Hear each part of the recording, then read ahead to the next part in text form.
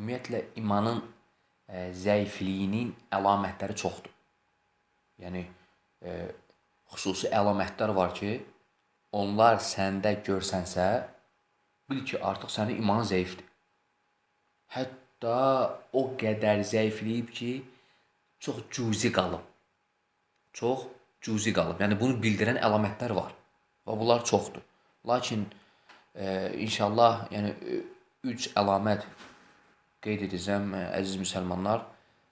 Yəni, bu əlamət ən bariz əlamətdir, görsənən və həmçinin dəlalət edən ki, artıq sənin imanın çöküb. Artıq sənin imanın çöküb. Yəni, özündə bu 3 əlaməti, bu 3 sifəti görsən, bil ki, artıq sənin imanın çöküb.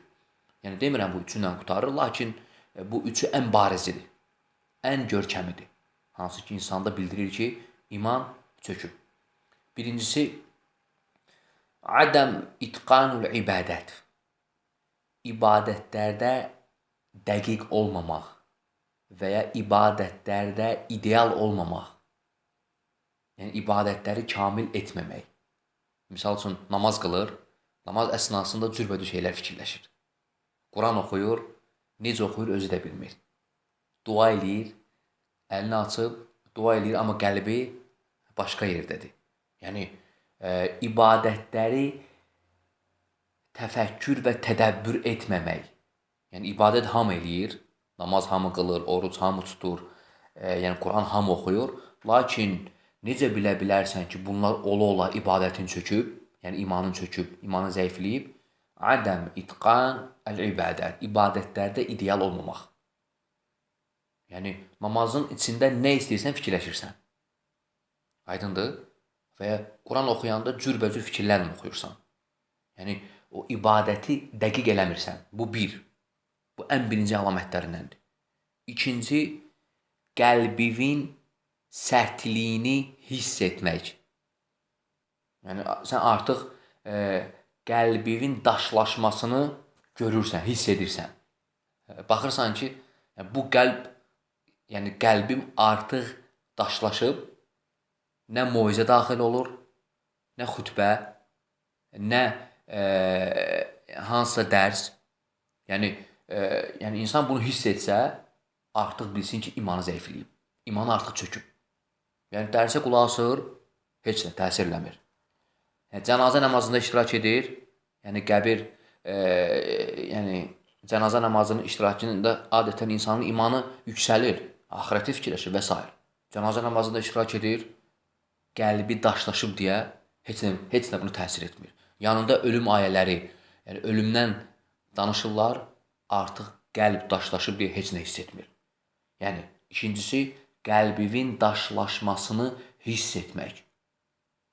Hiss etsən, bil ki, artıq, yəni xütbə zat sənə artıq təsir eləmir. Yəni, görürsən, bəzən insan zəif olanda hər hansı bir xütbə bunu imanını qaldırmağa səbəb olur. Hansısa bir dərs, hansısa zikir, hansısa dua. Lakin artıq indi heç nə təsir eləmir. Hiss edirsən bunu. Hiss etsən, bil ki, artıq iman çöküb. Yəni, səndə olan iman çöküb. Bu ikincisi idi. Həmçinin bura daxildir ibadətlərdə zəiflik, ibadətlərdə tənbəllik. Yəni, bu da bunun içinə daxildir. Üçüncüsü, Quran ayələrindən təsirlənməmək. Yəni, Quran ayəsi oxuyursan və eşidirsən, haradasa, maşında, evdə, minikdə, fərq eləmir, dükanda. Yəni, Allahın ayəsini eşidirsən, zərrə qədər də sənə təsir olmur. Misal üçün, əzab ayələri oxunur. Oxunursan, eşidirsən. Lakin qəlbin əsmir, qəlbə girmir. Zərrə qədər təsirləmir. Və ya qiyamətdən Allah Teala nə qədər Quran-ı Kərimdə qiyamətin əhvallarından zikr edib. Sənə təsir etmir.